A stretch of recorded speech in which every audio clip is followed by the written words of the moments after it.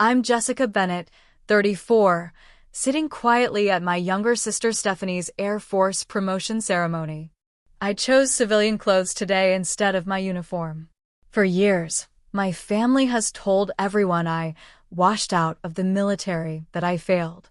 Little do they know about my actual rank or achievements. I've kept that secret for reasons I'm still trying to understand myself. What happened next, when the base commander recognized me, changed everything between us forever. Before I continue this story, let me know where you're watching from and hit subscribe if you want to hear how I finally proved my family wrong after all these years. I grew up in a small town in Connecticut where everyone knew each other and, more importantly, everyone knew my family. The Bennetts had a proud military legacy stretching back generations. My father retired as an Army colonel after 27 years of service. My grandfather was a Navy captain who served in 2 wars. My older brother Marcus followed tradition by joining the Marines, eventually making major.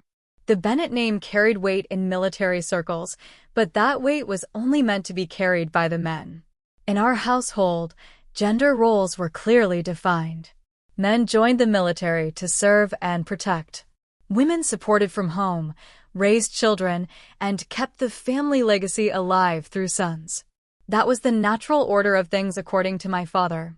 I can still hear him saying it at family gatherings: Bennett men fight, Bennett women support. That's how we've survived and thrived.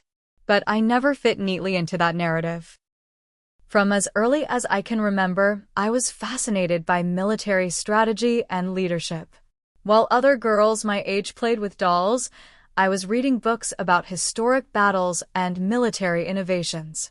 My father's study was filled with military history books and tactical manuals that I would sneak away to read whenever he was gone. I'd spend hours poring over maps and battle formations, completely captivated. When Dad caught me in his study at age 10, rather than encouraging my interest, he laughed. "That's cute, Jessie, but these are serious books for serious men. Why don't you help your mother in the kitchen?" That moment should have deterred me, but instead, it ignited something. A quiet determination that would eventually define my life's path. I stopped sharing my interests with my family, but I never stopped pursuing them. By high school, I joined JROTC, excelled academically, and secured leadership positions in every extracurricular I could. My teachers saw potential. My guidance counselor encouraged me to aim high. But at home, my achievements were always secondary to my brother's military accomplishments or my sister's conventional successes. The first major disappointment came during my senior year of high school. I had worked tirelessly to prepare my application to West Point, staying up late, running extra miles, studying military history, and maintaining perfect grades. When my acceptance letter arrived, I was ecstatic. This was my chance to prove myself. That evening at dinner, I announced my news, expecting, finally, to see pride in my father's eyes. Instead, he set down his fork and gave me a look I'll never forget. It wasn't anger. It was worse. It was dismissal. "West Point? You? You won't last a week in basic training, Jessica. The military isn't for women like you. It'll chew you up and spit you out." My mother reached for my hand across the table. "Honey, why would you want that? You're so smart. You could go anywhere, do anything. Why throw away the chance at a normal life? Marriage, children? Don't you want that?" Marcus, home on leave, laughed openly. "Sis, you can barely handle camping in the backyard. What makes you think you can handle military life?" The only one who didn't speak was Stephanie, 2 years younger than me. She watched silently, her eyes moving between family members, saying nothing. "I'm going," I said firmly, my voice surprisingly steady despite the hurricane of emotions inside me. "I've been accepted and I'm going." My father shook his head. "You'll be back home within a month, mark my words. And we'll have to listen to you explain why you failed for the rest of our lives." That night, I celebrated alone in my bedroom. No cake, no congratulations, no family photos. Just me and my acceptance letter, my determination, and the first inkling that my path forward might be a solitary one. What I didn't realize then was that this moment would set the pattern for the next 15 years of my life. Every milestone, every achievement, would be met with the same dismissal. And slowly, I would stop sharing those achievements altogether. The summer before leaving for West Point was tense. My father barely spoke to me, treating my decision as a temporary rebellion that would soon be corrected by reality. My mother alternated between trying to change my mind and sadly packing my things as if sending me off to some tragic fate. Marcus continued his teasing whenever he called home. Stephanie remained the quiet observer, never taking sides. You know, my father said the night before I left, there's no shame in admitting when something isn't for you. When not if you decide to come home, we'll welcome you back. The Bennett name still means something, even if you stumble. I nodded politely, but inside I made a vow. I would never come home defeated. I would rather not come home at all. The next morning, my family drove me to the bus station rather than taking me directly to West Point, a 4-hour drive they didn't want to make. As the bus pulled away, I watched my family grow smaller through the rear window. My father's expression was already set in anticipated disappointment. My mother wiped tears. Marcus checked his watch, and Stephanie, for just a moment, raised her hand in what might have been a genuine gesture of support. It was the last time I would allow myself to look back for a very long time. West Point hit me like a physical blow. Despite all my preparation, nothing could have truly readied me for the intensity of those first days. The shouting, the discipline, the physical demands that pushed me to my absolute limits, it was everything my father had warned me about and more. My first night, lying in bed after the most grueling day of my life, I wondered if he had been right all along. My muscles screamed in protest. My mind reeled from information overload. The other cadets in my class seemed to move with more confidence, respond more quickly. Had I made a terrible mistake? I wrote letters home during those first weeks, not because I missed my family's support, but because I desperately wanted to prove I was still there, still fighting. The responses were infrequent and brief. My mother's notes were filled with local gossip and thinly veiled suggestions that it wasn't too late to reconsider. My father didn't write at all. But something unexpected happened amid the struggle. I started to find my rhythm, my strength. More importantly, I found people who really saw me, for the first time in my life. Diana Lewis became my first true friend at the academy. Unlike my family, she never questioned whether I belonged. When I mastered a difficult training exercise or aced an exam, her congratulations were genuine. When I struggled, her support was unwavering. "You're going to make one hell of an officer, Bennett," she told me one night as we polished our boots side by side. "I'd follow you into battle any day."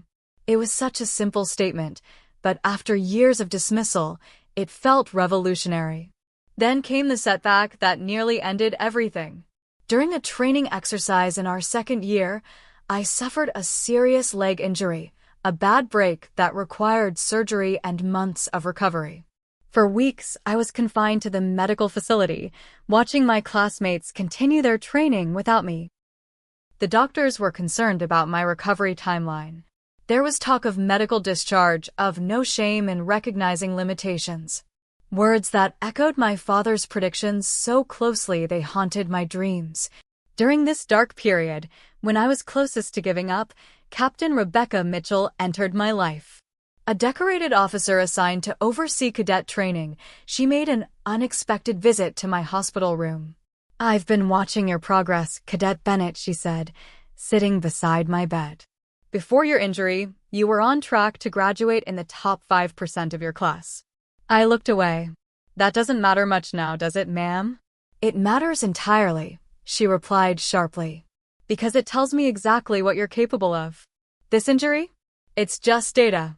Another problem to solve. And, from what I've seen, solving problems is what you do best." Captain Mitchell visited regularly during my recovery, bringing tactical problems for me to solve, leadership scenarios to analyze.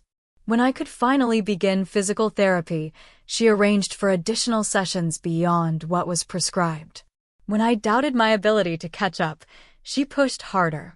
"The military doesn't need more soldiers who've never faced adversity," she told me. "It needs leaders who know exactly how to push through it."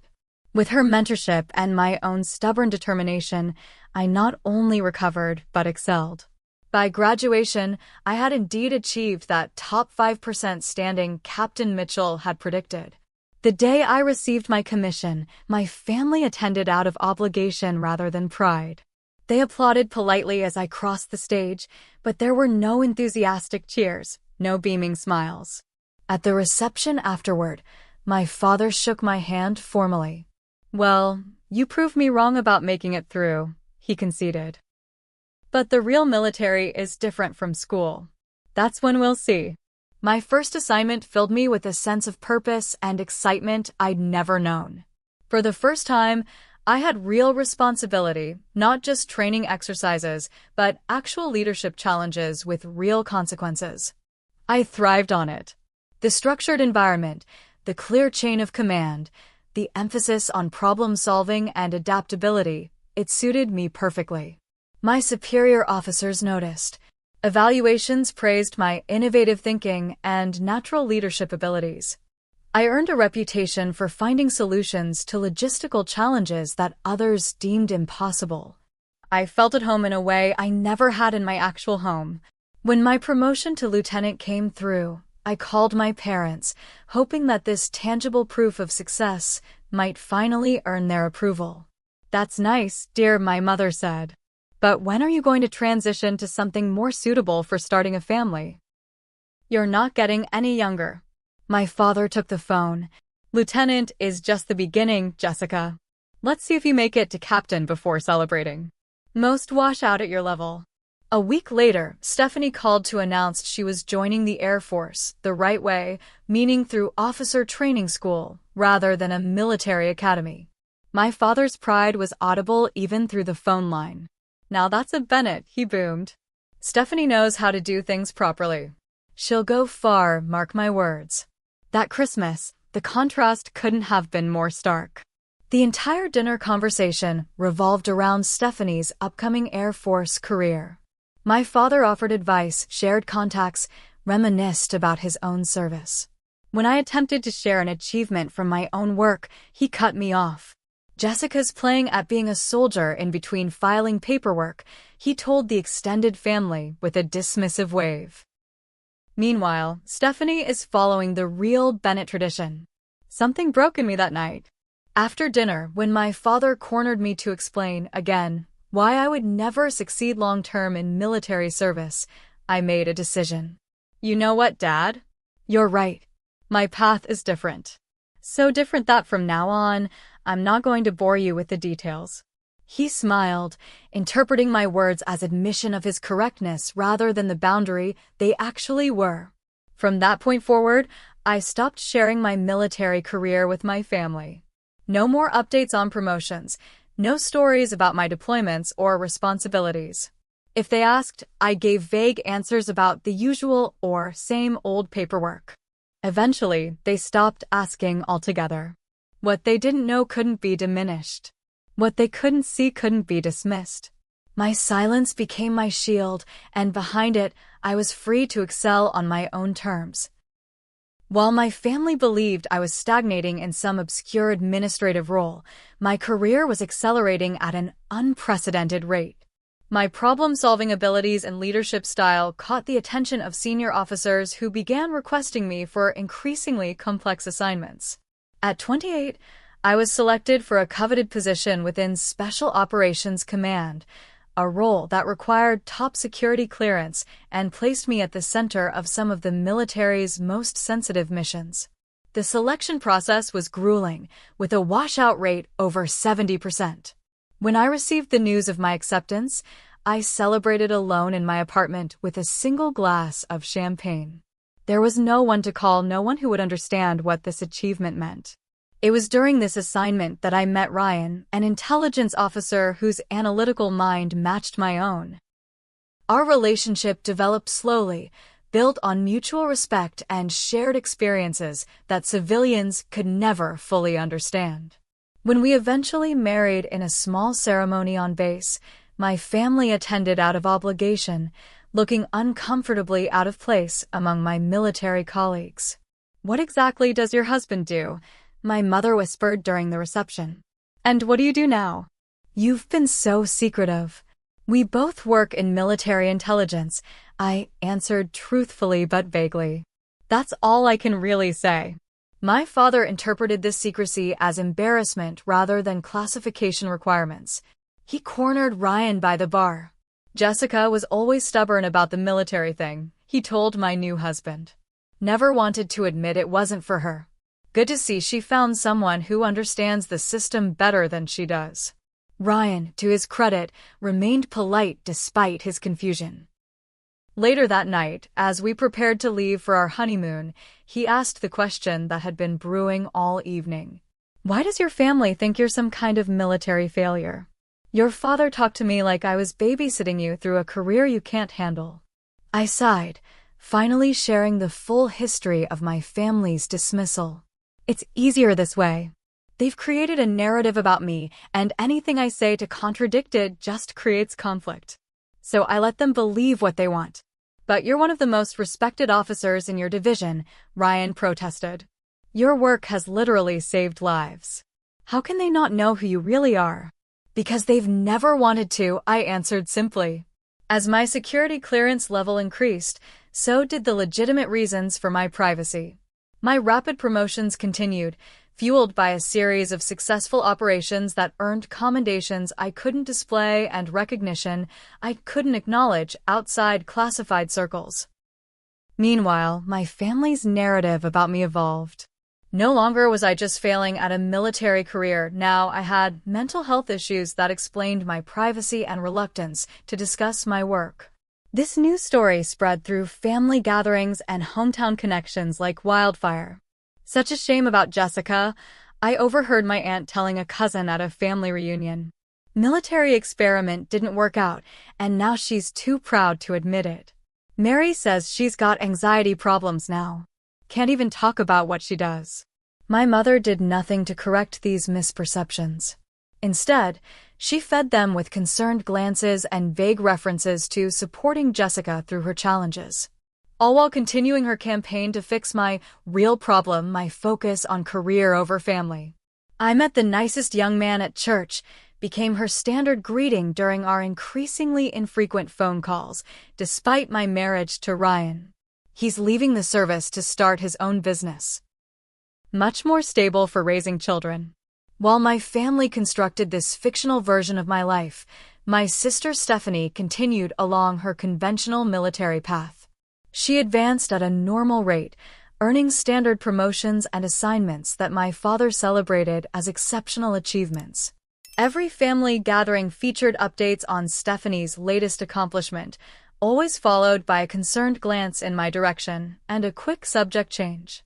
"Stephanie's been selected for the leadership training program," my father announced proudly during a Thanksgiving dinner. Following in my footsteps, just as a Bennett should. He turned to me, lowering his voice to what he probably thought was kindness. "Not everyone is cut out for advancement, Jessica. There's no shame in serving in a supporting role." Ryan squeezed my hand under the table as I nodded and smiled, knowing that just the previous month I had designed the strategic framework for the very program Stephanie was entering. After that holiday, Ryan and I made the difficult decision to limit our family interactions to major events only. The constant dismissal was taking a toll on both of us, creating tension that followed us home like an unwelcome shadow. "I hate watching them underestimate you," Ryan confessed. "It makes me want to tell them exactly who they're talking down to." I appreciated his protectiveness, but knew that revelations would only create more problems. "They wouldn't believe you anyway," I told him. "They'd just think you were trying to protect my feelings." Then came the mission that changed everything. A classified operation involving multiple military branches required coordination at the highest levels. The planning was intense, the execution flawless, and the results significant enough to earn private recognition from military leadership that couldn't be publicly acknowledged. In the aftermath, I was approached about a specialized leadership track, one that would place me on an accelerated path to becoming one of the youngest female generals in our branch's history. The selection was based on a combination of field performance, strategic thinking, and leadership potential that had been carefully observed over years. When the promotion came through, the ceremony was small and private due to security considerations. Ryan was there, along with a handful of colleagues with appropriate clearance levels. As the stars were placed on my uniform, I felt a complex mix of pride and sadness, pride in the achievement, sadness that the people who had raised me would never know or acknowledge this moment. That night, Ryan and I celebrated at home with takeout and champagne. No family calls, no announcements. Just the quiet recognition between us of how far I had come despite every prediction of failure. To General Bennett, Ryan toasted, clinking his glass against mine. The secret success story. I smiled, but felt the familiar ache of family estrangement. Sometimes I wonder if it would have been different if I'd fought harder to make them see me. Ryan considered this. Maybe, but at what cost? Would you have made the same decisions, taken the same risks, pursued the same path if you were constantly fighting for their approval? His question stayed with me long after that night. Had the distance from my family actually enabled my success rather than detracted from it? Had their dismissal freed me to define achievement on my own terms? I was still pondering these questions when the invitation arrived for Stephanie's promotion ceremony. After rising steadily through Air Force ranks, she was being promoted to major. A significant achievement worth celebrating. Despite our complicated history, she was still my sister. And so, after careful consideration, I decided to attend. What I couldn't have anticipated was how that simple decision would finally bring my two worlds crashing together in the most public way possible. The invitation to Stephanie's promotion ceremony sat on our kitchen counter for 3 days before I made my decision.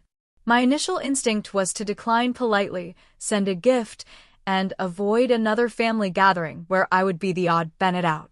But something, perhaps a lingering hope for reconciliation, made me hesitate. You don't have to go, Ryan said, watching me stare at the invitation for the 100th time. No one would blame you for protecting yourself. She's my sister, I replied simply. Despite everything, that still means something. If you do go, Ryan said carefully, how do you want to handle it? Will you wear your uniform? The question gave me pause.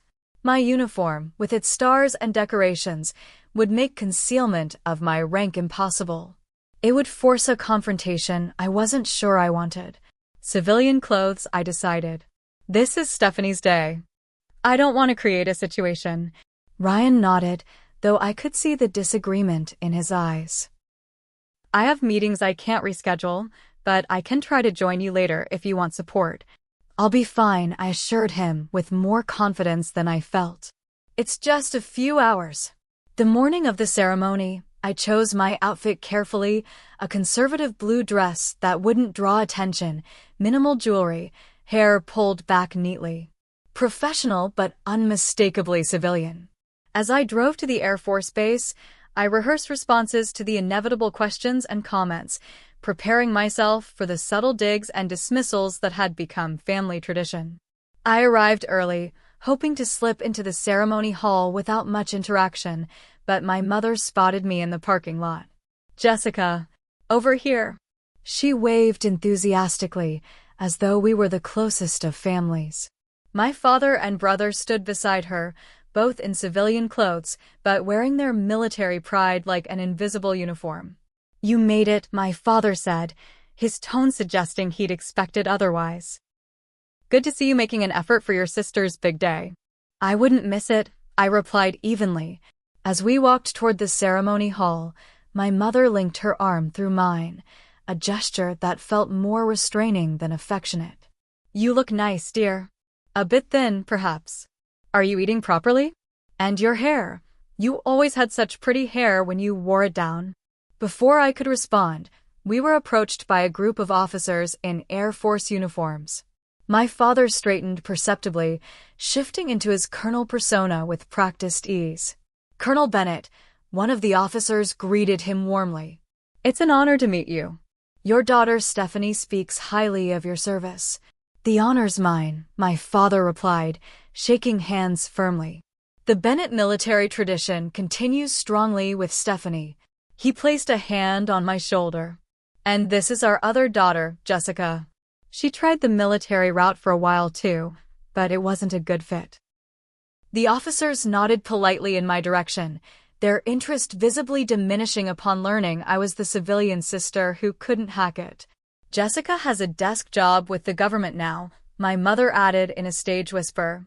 We don't ask too many questions, she gets anxious talking about work. I felt heat rising in my cheeks, but maintained my composed expression. This was nothing new, just another variation of the same dismissal I'd experienced for years. As we entered the ceremony hall, more introductions followed, each featuring some version of my failure narrative. My brother Marcus joined in, adding colorful embellishments about how he'd always known Jessica was too sensitive for military life. Remember when she cried during that war movie? He reminisced to a group of his Marine friends. Should have been our first clue that playing soldier wasn't going to work out for her. Throughout these exchanges, Stephanie remained uncomfortably silent. When our eyes met across the room, she offered a small smile that seemed apologetic, but made no move to correct the family narrative. Her silence felt like complicity.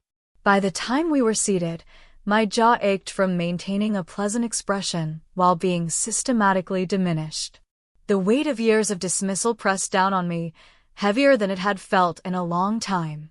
I found myself contemplating a discreet exit, a sudden work emergency that could spare me the next 2 hours of this treatment.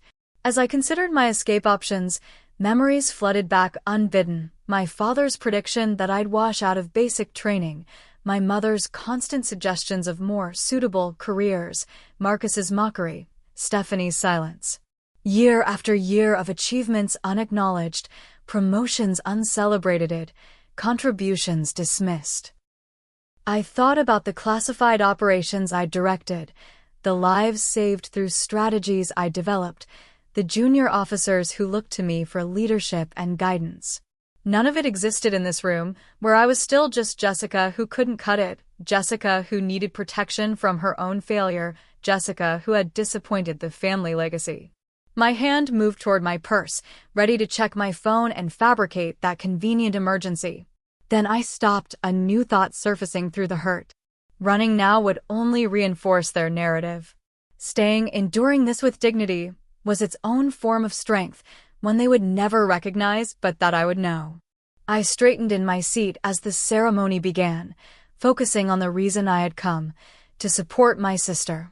Whatever our complicated history, whatever her failure to defend me, she deserved this recognition of her hard work. I could give her that much, even if my family had never done the same for me. The ceremony hall filled with uniformed personnel and family members.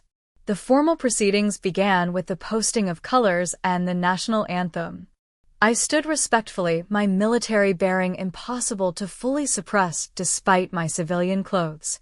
As I prepared to endure the next hour of ceremonial proceedings, I had no idea that the carefully constructed boundaries between my two lives were about to collapse completely.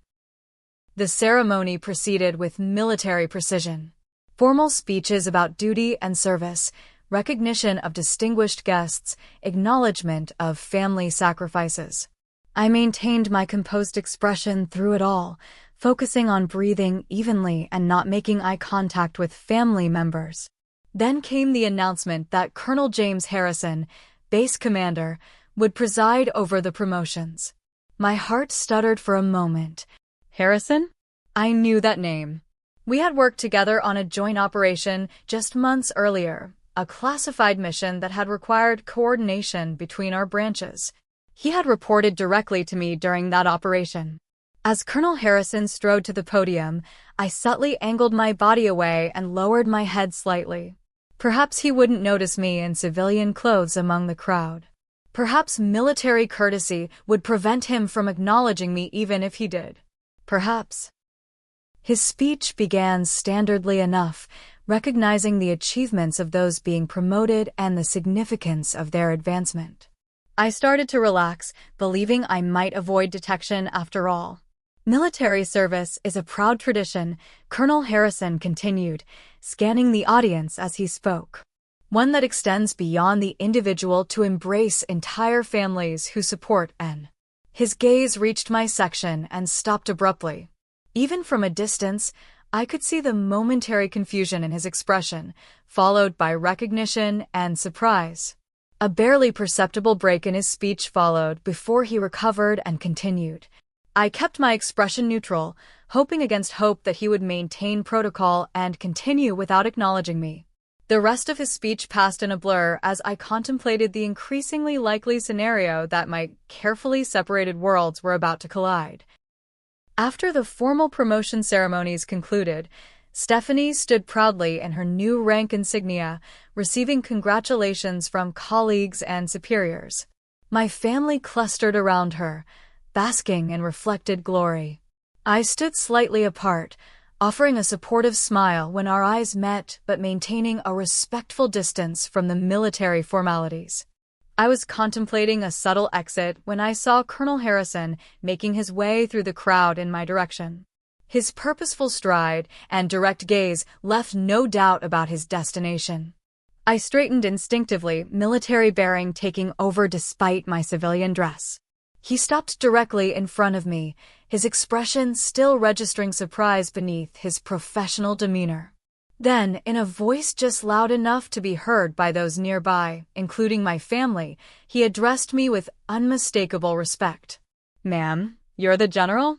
General Bennett." The conversations around us stopped abruptly. My father, who had been mid-story about Stephanie's childhood determination, turned slowly. "I apologize for the informal setting, General," Colonel Harrison continued, either unaware of or undeterred by the sudden tension. "I didn't expect to see you here today. Your work on Operation Northern Compass was exceptional. We're still implementing your strategic framework across multiple bases." A heavy silence fell over our section of the room. I could feel my family's confusion and disbelief radiating like physical heat. "Thank you, Colonel Harrison," I replied evenly. "It was a team effort. And today is Major Bennett's day, my sister. I'm here as family, not in an official capacity." His eyes widened slightly at the connection. "Your sister? I had no idea. That's remarkable. 2 Bennett women serving with such distinction. Your family must be incredibly proud." Before I could formulate a diplomatic response, my father stepped forward, his expression a complex mixture of confusion and disbelief. "There must be some mistake," he said stiffly. "My daughter Jessica works in an administrative position." "She's not." "No mistake, sir," Colonel Harrison interrupted respectfully but firmly. "General Bennett is one of our most decorated strategic leaders. Her work is largely classified, but her reputation within military leadership is, frankly, legendary." Other military personnel had begun to gather, drawn by the unusual interaction. An Air Force major approached, recognition dawning on his face. "General Bennett? The Jessica Bennett who developed the Integrated Response Protocol? It's an honor, ma'am. We just completed training on your methodologies last month." Another officer joined the growing circle. "General, your keynote at the Joint Chiefs Strategic Summit was transformative for our approach to multi-branch operations." As more military personnel approached with similar comments of respect and recognition, my family remained frozen in place. My father's face had drained of color. My mother's hand was pressed against her mouth. Marcus stared with undisguised shock. And Stephanie, her expression was the most complex of all, a mixture of surprise, confusion, and something that looked almost like betrayal. Colonel Harrison, now aware of the awkward situation, attempted to provide a graceful exit. "I apologize for interrupting your family celebration, General. Perhaps we could schedule a meeting next week to discuss the expansion of the training program." "Of course, Colonel. My office will contact yours." With a respectful nod, he withdrew, taking most of the other officers with him. In their wake, the silence among my family was deafening. My father was the first to speak, his voice barely controlled. "What exactly is going on here, Jessica?" I met his gaze steadily. "Perhaps we should discuss this privately." Yes, my mother agreed quickly, her social instincts kicking in despite her obvious shock. "Let's find somewhere quiet." We moved as a unit to an empty conference room adjacent to the ceremony hall. As the door closed behind us, the questions erupted. "General." My father's voice was incredulous. "What kind of game are you playing? When did this happen?" My mother demanded. "Why would you keep something like this secret?" "There's no way," Marcus shook his head. "There's absolutely no way you outprank all of us. This has to be some kind of mistake." Stephanie remained silent, watching me with an unreadable expression. For a moment, I considered continuing my years-long practice of deflection and minimization. Then I looked at their faces, confused, angry, hurt, and realized the time for hiding had passed. Whatever the consequences, truth was the only path forward.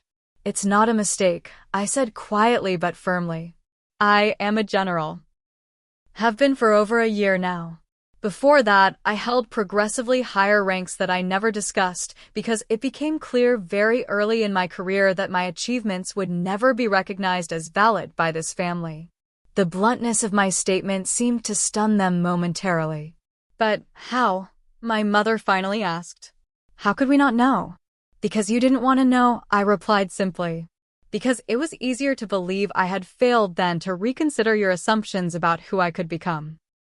My father recovered his composure first, anger replacing his initial shock. He closed the distance between us, his voice lowered but intense. "So this whole time you've been laughing at us? Playing some kind of elaborate game? Letting us believe you were struggling while you were actually succeeding?" I finished for him. "No, Dad. I wasn't laughing. I was protecting myself from exactly this reaction, the disbelief, the questioning, the immediate assumption that something must be wrong about my achievement rather than your perception." My mother moved to stand beside him, her expression hurt rather than angry. "But we're your family, Jessica. How could you keep something this important from us for years? All those holidays, all those conversations, were you just pretending the entire time?" The genuine pain in her voice made me soften slightly. "I wasn't pretending, Mom. I was compartmentalizing." After years of having every military achievement dismissed or diminished, I made a decision to stop sharing that part of my life. "But General?" Marcus interjected, still struggling with the concept. "That's not just any achievement. He paused, military hierarchy clearly conflicting with his image of his sister. "That's significant. That's historic." "Yes," I acknowledged. "It is. I'm one of the youngest women to achieve this rank in our branch's history. My work has primarily been in strategic operations and intelligence, most of it classified. The accelerated promotion track I was placed on is reserved for exceptional circumstances." "And you never thought to mention this?" my father demanded, his voice rising again. "Not once in all these years? When exactly should I have mentioned it, Dad?" I countered, years of suppressed frustration finally surfacing. "When you told the Sullivan family at Christmas that I just couldn't cut it in real military service. Or when you explained to Grandpa that I had found my level in a desk job.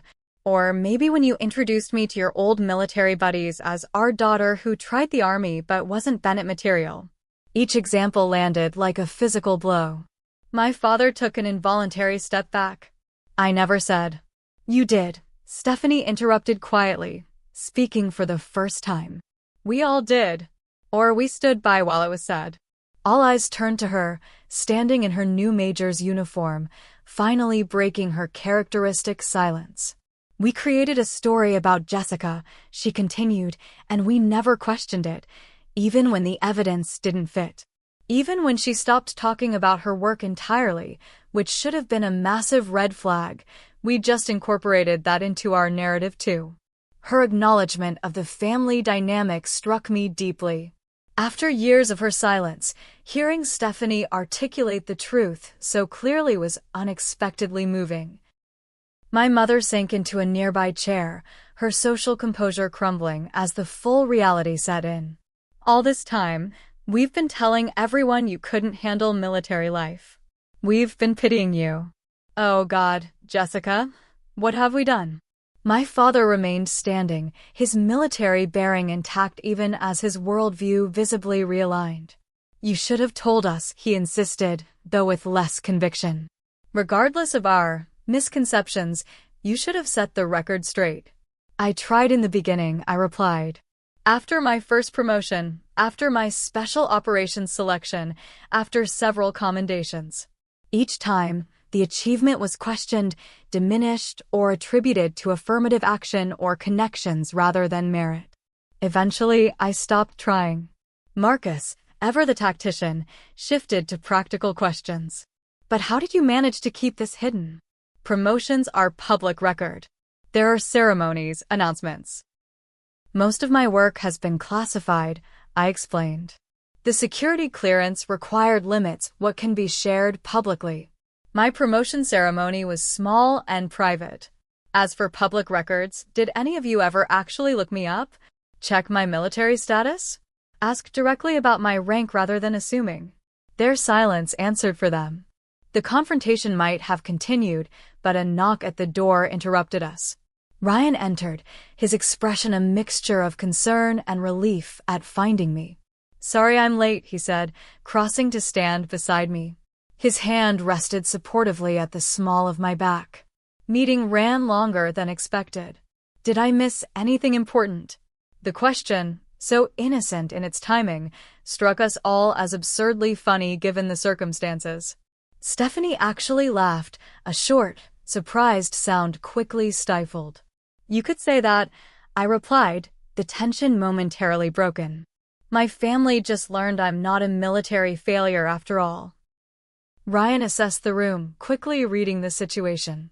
The truth finally comes out. He extended his hand to my father. General Bennett is one of the most respected strategic minds in the service, sir. Those of us who work with her consider it an honor. My father took his hand automatically, military courtesy overriding his emotional turmoil.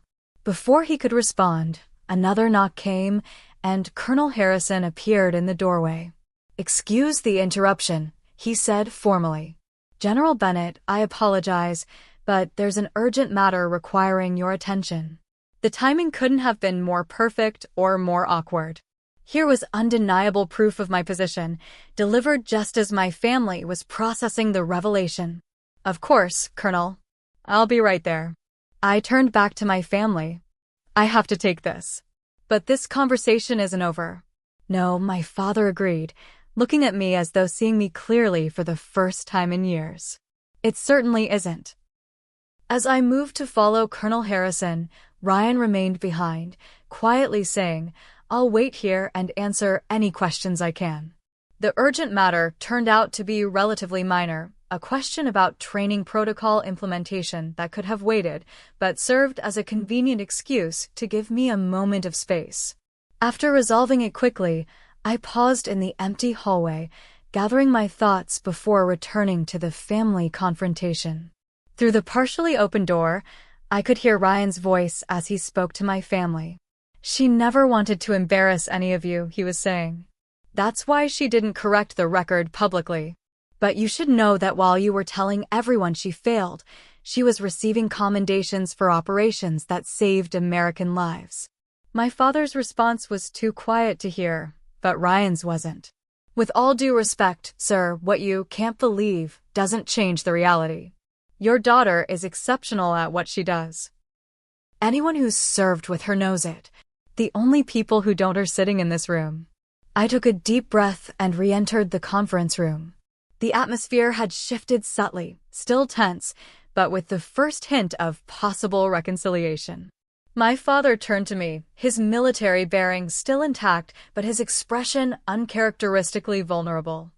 I think we need to start this conversation over, he said quietly. There's clearly a lot I don't know about my daughter. 1 week after Stephanie's promotion ceremony, we gathered at my parents' house for dinner, the first family meal in years that wasn't tied to a holiday or obligatory celebration.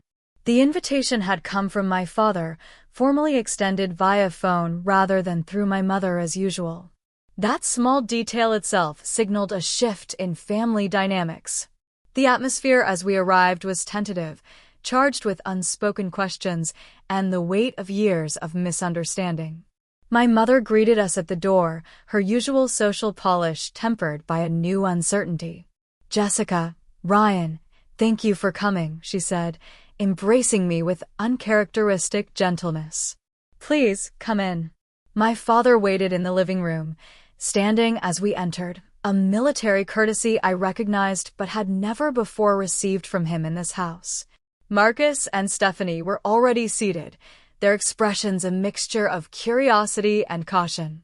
Dinner began awkwardly, with careful small talk about the weather and local news. No one seemed ready to address the elephant in the room until my father finally set down his fork and looked directly at me. "I've been doing a lot of thinking this past week," he began, his voice steady but lacking its usual authoritative tone. "And I owe you an apology, Jessica. Several apologies, actually." The statement was so unexpected that I found myself momentarily speechless. "I made assumptions about your capabilities based on outdated thinking," he continued. "I dismissed your achievements without ever really seeing them. And I created a narrative about your military service that was completely false." He struggled visibly with the next words. "It's not easy to admit I was wrong, especially not about something so fundamental. But I was wrong about you, Jessica. Completely wrong." My mother reached for my hand across the table. "We all were, dear. When Colonel Harrison called you General, I thought it must be some kind of mistake. But then Ryan explained about your work, your rank, everything you've accomplished. I just kept thinking, how could we not have known? Because I stopped telling you," I acknowledged softly. "After years of having every achievement dismissed, I just stopped sharing that part of my life." "That's on us," Marcus said, surprising me with his directness. "We created an environment where you couldn't share your successes. That's not what family should do." Stephanie, who had been quietly observing, finally spoke. "I knew something wasn't adding up. The way you carried yourself, your understanding of military matters, certain comments you made, but I never pushed past the family narrative." She met my eyes directly. "I'm sorry, Jess. I should have been a better sister." The apologies were meaningful, but I knew that real healing would require more than words. "I appreciate what you're all saying," I said carefully. "But this isn't going to be fixed in one dinner. There are years of patterns to address." "You're right," my father agreed, surprising me again. "This is just a beginning. I'm not asking for immediate forgiveness. I'm asking for the chance to get to know my daughter, who she really is, not who I assumed she would be." "I'd like that," I admitted. "But it has to be different this time. I need to know that my achievements won't be dismissed or explained away.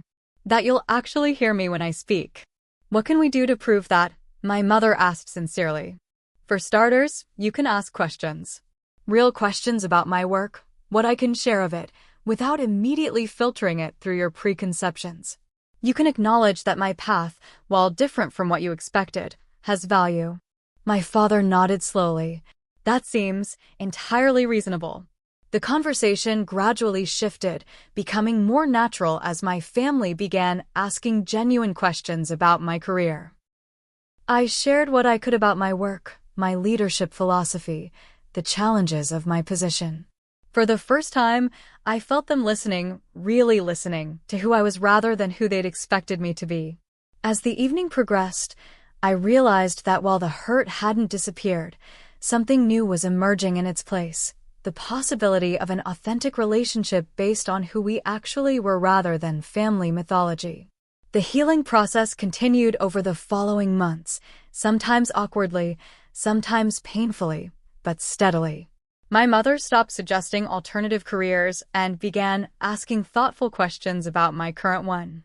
Marcus, after initial difficulty adjusting to our reversed hierarchy, found a new respect that gradually evolved into genuine brotherly pride. Stephanie and I developed a closer relationship as fellow military women, sharing experiences and perspectives we'd never before discussed. My father's journey was perhaps the most profound. His lifelong beliefs about gender roles and military service were fundamentally challenged by my success. It wasn't an easy transition for him, but I watched him wrestle with his preconceptions, gradually replacing them with a new understanding. 6 months after Stephanie's promotion ceremony, I received formal recognition for a strategic initiative that had transformed interbranch operations. The ceremony would be public, one of the rare occasions when my work could be openly acknowledged. After some consideration, I sent invitations to my family. I didn't expect them to attend. The venue was several states away, the timing inconvenient. I sent the invitations more as a gesture of inclusion than with any real expectation. So when I stepped onto the stage and saw them in the audience, all of them, dressed formally and sitting attentively, I momentarily lost my composure. My father sat straight-backed in his seat, his expression solemn, but his eyes unmistakably proud. My mother dabbed at tears beside him. Marcus and Stephanie, in uniform, stood at respectful attention. After the ceremony, as we gathered for photographs, my father approached. For a moment, he simply looked at me in my full dress uniform, stars on my shoulders, medals across my chest. "I was wrong about you," he said quietly. "I've been wrong about a lot of things. But I'm learning." He extended his hand formally. "Congratulations, General Bennett. Your service honors our family." The words I'd once longed to hear now brought a complex mix of emotions, validation, certainly, but also the recognition that I'd long since stopped needing his approval to know my worth. "Thank you, Dad," I replied, shaking his hand. Then, setting protocol aside, I hugged him briefly. "That means something. But you should know I would have done this even if you never recognized it. I had to learn to define success on my own terms." He nodded slowly, understanding dawning in his eyes. "And that, I suspect, is what makes you a good leader." In the months and years that followed, our family relationships continued to evolve.